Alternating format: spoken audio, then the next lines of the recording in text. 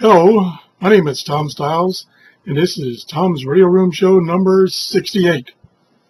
I hope to get to 100 this year. That would be nice. But anyway, like a lot of you viewers, I subscribe to a number of other YouTube channels. Matter of fact, I've subscribed to almost 400. And one of the nice features that they've added, I think, this year is when you subscribe to a channel, you have the option that you can get a notification via email when that particular channel has a new video for you to view. And I use that exclusively. And so I get notifications that one of the channels that I've subscribed to has just uploaded a video, and then I can go watch it, or I can go mark it to be viewed later. So anyway, what I do is when I find a YouTube channel that is well done, is on the subject that I'm interested in, I attempt to get permission from the owner of that channel to use one of his videos. And that does two things for me. That provides me with a video of a radio, for instance, or any other equipment that I don't have, and therefore I can't give you a live demo. There's a message for you. But by using their video and giving them full credit, then I can present that to my audience, and then also point to their channel so that my users can be exposed to that channel, which does, I think, provides quality videos on the subjects that I'm interested in. So anyway, one of those channels that I recently, in the past couple of months, ran across and now subscribe to is one put out by Martin. Actually, he puts out a couple of series of different videos on different subjects. The particular one, or actually there's two that I'm interested in. One is directly on ham radios, shortwave radios. That's one channel or one segment he has, series. The other one he has is on test equipment. And Martin does an excellent job of his videos. He's very thorough. He investigates and studies the subject before he actually does a video. So he's very informed. So anyway, I have gotten permission to present one of his videos on a radio that I'm interested in. I do not have. I don't know if I would particularly purchase this particular radio, but maybe one similar to it, based on his video. So anyway, that's my weather station telling me what the temperature is. It does that once an hour, and I keep forgetting it's going to go off. So sorry about that. So anyway, Martin's YouTube channel is MJLORTON. I'll put that down here so you can see it. And the particular one that I'm going to show you is his review of a Tecsun.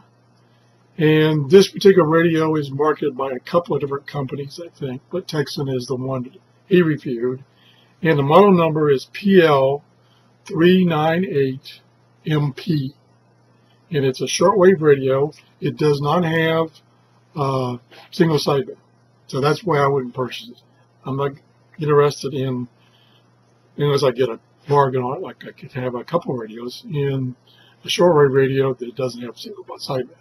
But it does have a lot of other qualities I like. So I'm kind of keeping my eye open for a radio by Tecsun or somebody like that that's similar to this one based on his review. So here's the video Thank Martin for permission of showing it to you, and please go to his channel and see all of his others. I think he's got 300 or some videos, which are really, they're excellent. They're actually excellent. And subscribe to his channel. Subscribe to my channel if you haven't. So here we go. This is Martin's video.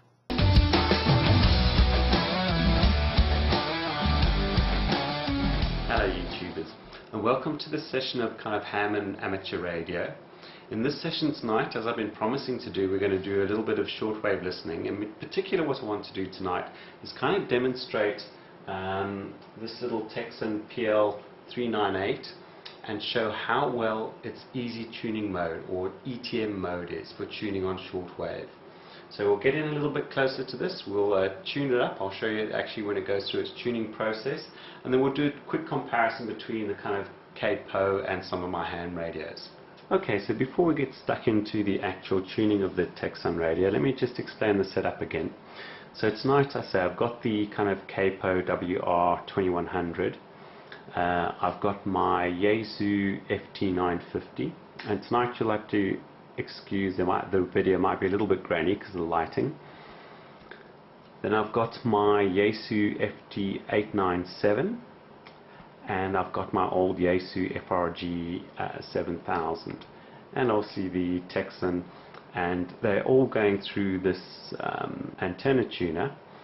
And then I've got various switches here, one to switch between my kind of end-fed dipole, which I'm going to leave it on tonight. I can either switch between a normal wire, but we're going to concentrate on using the better antenna. And then I can switch between the various radios to pick up, let them go through the antenna, and then this switch over here allows me to switch them through the external speaker, just so that we've got a comparable audio. But in essence tonight, I'm not trying to compare all the radios. We just want to mainly see how well this little Tecsun radio works, but we will do a little bit of comparison between the others. Okay, so let's jump in and have a look at its ETM, or easy tune mode. Okay, so what I'm going to do, I'm going to power on this radio.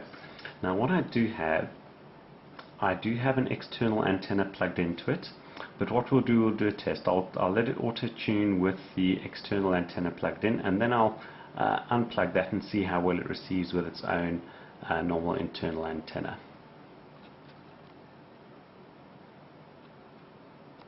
Okay, so let's power it on. Now it's already set to shortwave, and what I'm going to do, you can see here, is the ETM button, easy tune mode. You simply hold that in,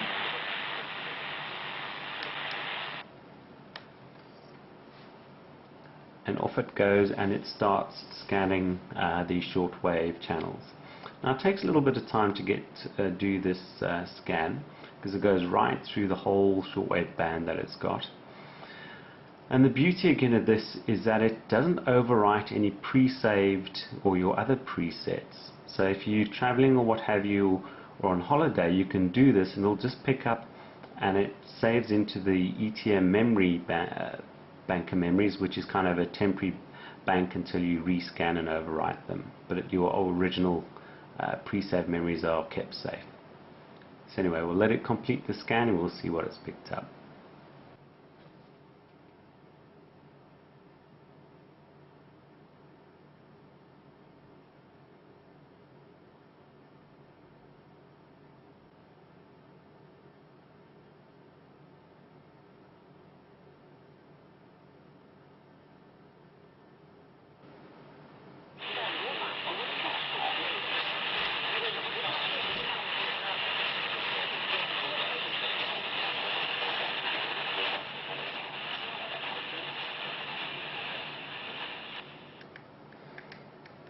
Okay, so there you'll notice gone and scanned through, and it's picked up all the channels in its memory, and you can actually skip through it with the tuning button, which is on the side here. It's very straightforward.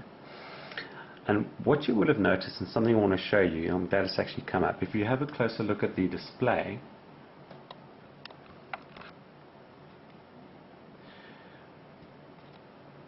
you can see that the battery icon is flashing. That's obviously because the battery is almost low. I've actually got rechargeable batteries in here. You can tell what type of batteries you've got. And the beauty is, I'll just power it off. It's got a USB connection in the side here. So that if you're traveling, what have you, it's very straightforward to actually charge it.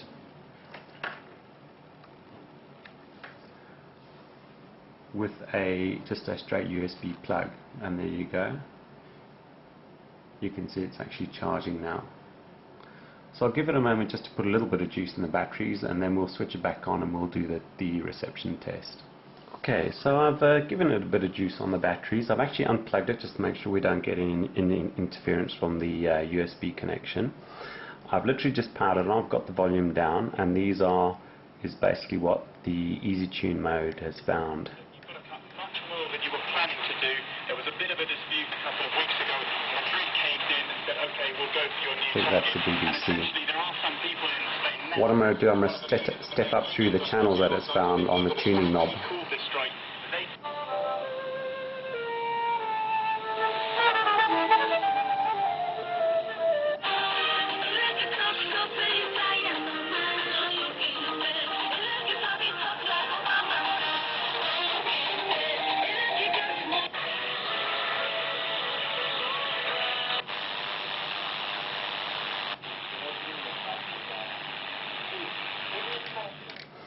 Okay, and I don't know if you can hear that. There's a very weak signal there, but what amazes me about this Easy Tune mode, it's got some software algorithm inside which somehow picks up even the really weak signals.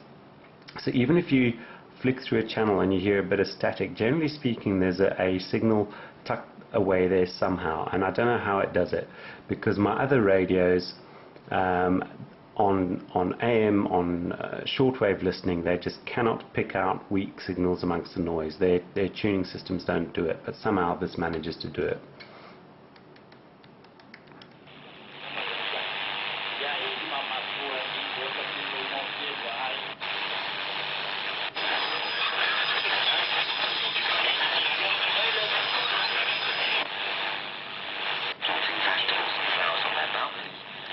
Has given rise to a new form of industry. Now what I'm going to demonstrate, the other nice feature that it has got, even though it's a very, in essence, basic consumer shortwave radio, it does have a bit of filtering to help with a noisy signal. I'll just demonstrate that to you. You can alter the bandwidth. I think this is Voice of America if I'm correct. Up here you can see there's a BW switch. I'm going to switch that. That's a 3 kHz filter.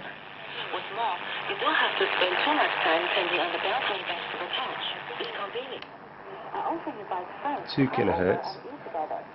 So as you can hear, the audio tonal quality of the voice gets reduced, but it removes a lot of that staticky noise. And if you've got noisy signals nearby, then it can certainly help. Some enterprises are planning to use the roofs of their factory buildings to grow vegetables and flowers. Market demand has effectively boosted balcony farming and gardening. From Yanshan, an individual who engages That's obviously the widest level, 6 kHz. The market potential is huge. The factory building occupies 1 Chinese mall for 1/5 of a hectare. The company can use the roof of the building, which is a big area, to plant vegetables, fruits, and flowers. This is a big And 3 kHz seems to be a nice compromise between kind of removing the noise and keeping some audio quality. The rooftops haven't been explored.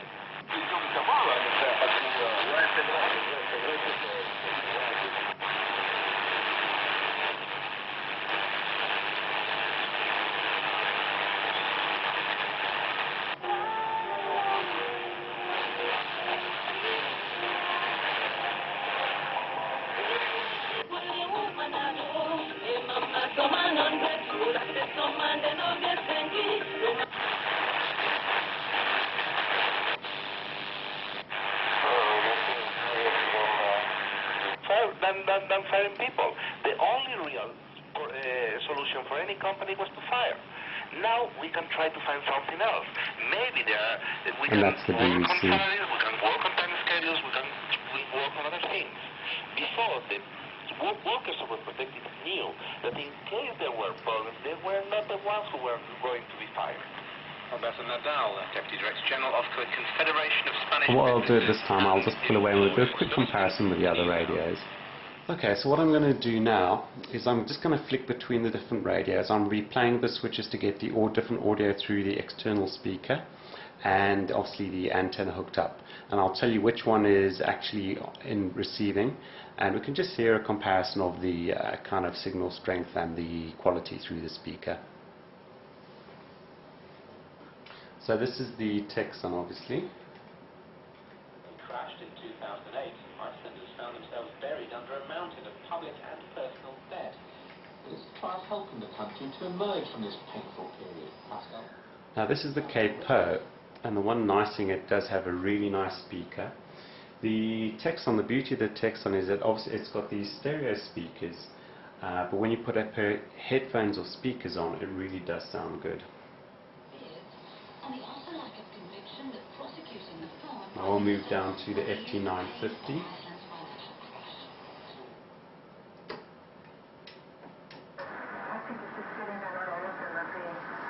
One guy out of the group. People are just like a cover to calm people down that there is something being done. This is exactly what needs to be done, says the new Icelandic government. That's the Tecsun. To be tested, but there's also political responsibility here, just as we are. Many of us, but we believe. And that's the FT950. Finance Minister turned Fishing Minister, Sigrimur Sigfusson. Now that economic recovery is already underway. We got a lot of publicity, for the good or the better. The famous volcanic eruptions. That's the FT897. Tourism has grown very handsomely and is in Iceland's foreign currency owner number 2 to 3. Still, many Icelanders have had to go back to the faithful fishing industry after getting burned in an adventure in a different sector. And that's my FRG 7000, which I still think does a brilliant job. I quit fishing. Then I started working for a car dealer in Iceland. I was converting 4-wheel drives. People don't need like spoilers or bigger tires.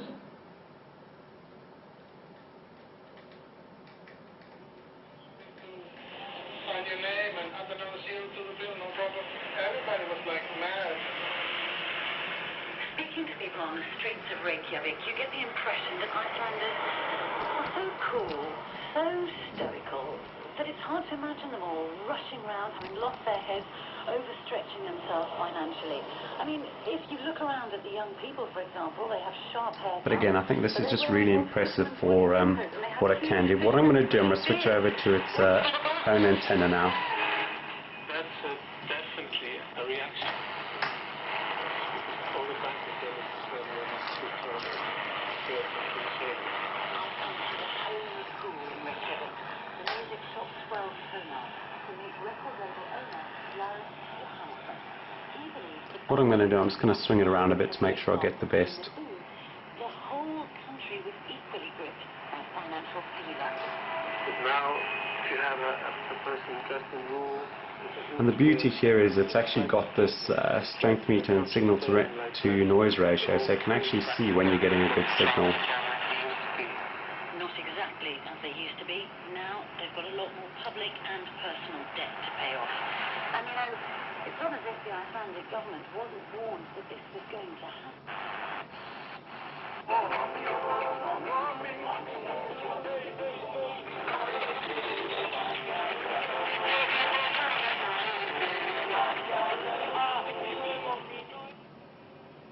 There we go, and that's with its own antenna. So I must say, it does a brilliant job. So for a little compact consumer radio, which really once you fold down the antenna, really is a little compact package. Has to be said, really, really impressive. Okay, so I hope you enjoyed that annotation of the reception of the Tecsun PL-398MP. I'll put a little link here, I'll annotate a link to the original review where I kind of go through all its features and demonstrate some of the FM as well. FM, it's really good, and AM, it's excellent. I kind of show that it's got all these plugs on the side for obviously the antenna, line in, and what have you. It's got a little kickstand on the back. And I say, in my opinion, as a general listening radio, and if you're traveling with a clock and the shortwave reception, it works really, really well. If you've got any questions or what have you, then certainly do post them, and I'll do my best to answer them, or if I need a follow-up video for something which I may have missed out, then I'll certainly do that. If you are interested in purchasing one of these, certainly do a search on the net, but you can find them on my Amazon store. If you go to the homepage of my YouTube channel, or if you go to mjlawton.com, which is also on my homepage of my YouTube channel, you can go and have a look at the my Amazon store and purchase it there, and it doesn't cost any more, and it supports the work that I'm doing. So anyway, thanks very much for watching. If you have enjoyed this video, then certainly please do share it, and if you gain any value, please give it a thumbs up. Thanks very much for watching.